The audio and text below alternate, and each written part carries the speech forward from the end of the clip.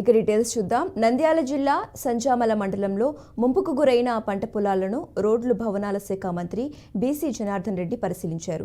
4-5 రోజుల కిందట పడిన అకాల వర్షాల కారణంగా పాలేరువాగు ఉధృతంగా ప్రవహించడంతో పంటలకు నష్టం జరిగిందని మంత్రి జనార్దన్ రెడ్డి స్పష్టం చేశారు. సంజామలలో 10 హెక్టార్లు, ముచ్చలపురిలో 10 హెక్టార్లు, ఎగ్గోనిలో 20 హెక్టార్లు, బోదలదిన్నెలో 10 హెక్టార్లు, ఓత్రామనుదిన్నెలో 20 హెక్టార్లు, కమలాపురిలో 15 హెక్టార్లు రైతులు పంటలు నష్టపోయినట్లు అధికారులు ఒక అంచనాకు వచ్చినట్లు మంత్రి తెలిపారు. గత వైసీపీ ప్రభుత్వం స్థానిక సభ సభ్యుడు అసమర్థత వల్లనే పాలేరువాగు సమీపంలో ఉన్న పంట పొలాల ముంపునకు గురైనట్లు ఆయన ఎద్దేవా చేశారు.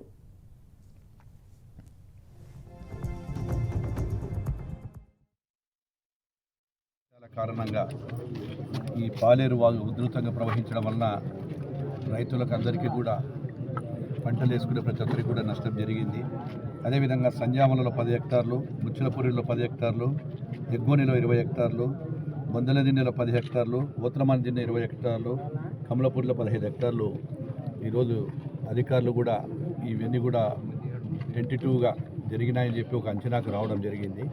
ఇది కాకుండా ఇంకా ఏదైనా పంట నష్టం జరిగింటే అధికారులందరినీ కూడా ఫీల్డ్ మీదకి పోండి, ప్రభుత్వం ఇవ్వవలసినటువంటి సహాయం ఖచ్చితంగా ఇవ్వాలి.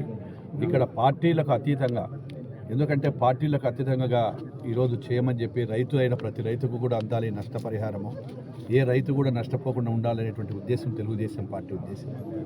గత ప్రభుత్వంలో కూడా అధికారులను ఇళ్ల దగ్గర కూర్చోబెట్టుకొని వాళ్ళ ఇష్టానుసారంగా నష్టపోయిన రైతు కాకుండా ఎక్కడో ఈ గ్రామంలో జరిగితే వేరే గ్రామాలలో కూడా పంట నష్టం కింద వైఎస్ఆర్ పార్టీ నాయకులు రాపించినటువంటి దుర్మార్గులు వాళ్ళు.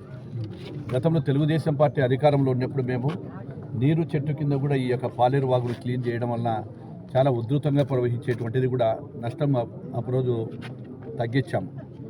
ఆ రోజు కూడా దాదాపుగా 4-5 కోట్ల రూపాయల వరకు నీరు చెట్టు కింద పెట్టి పాలేరు వాగునంతా కూడా కట్టలు కింద తీసుకుంటూ నీరు ఏదైనా